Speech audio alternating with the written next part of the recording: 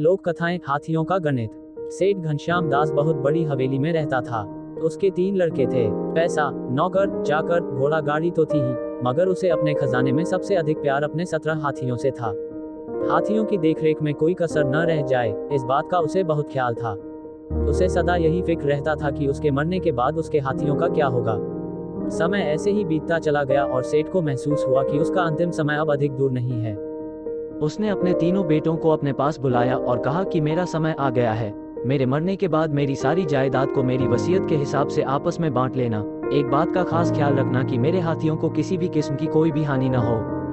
कुछ दिन बाद सेठ स्वर्ग से धार गया। तीनों लड़कों ने जायदाद का बंटवारा पिता की इच्छा अनुसार किया, मगर हाथियों को लेकर सब परेशान हो गए। कारण था कि सेठ ने हाथियों के बंटवारे में पहले लड़के को आधा, दूसरे को 1/3 और तीसरे को 9वां हिस्सा दिया था।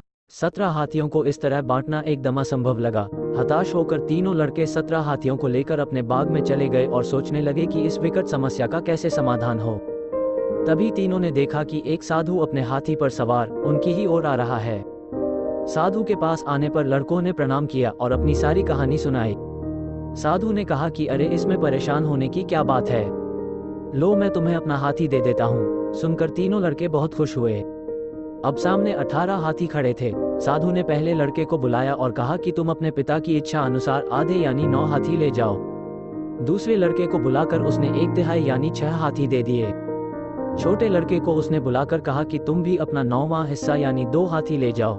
9 + 6 + 2 मिलाकर 17 हाथी हो गए और एक हाथी फिर भी बचा गया। लड़कों की समझ में ये गणित बिल्कुल नहीं आया और तीनों साधु महाराज की ओर देखते ही रहे। उन सबको इस हालत में देखकर साधु महाराज मुस्काए और आशीर्वाद देकर तीनों से विदा ले अपने हाथी पर जिस दिशा से आए थे उसी दिशा में चले गए। इधर ये तीनों सोच रहे थे कि साधु महाराज ने अपना हाथी देकर कितनी सरलता और भोलेपन से एक जटिल समस्या को सुलझा दिया।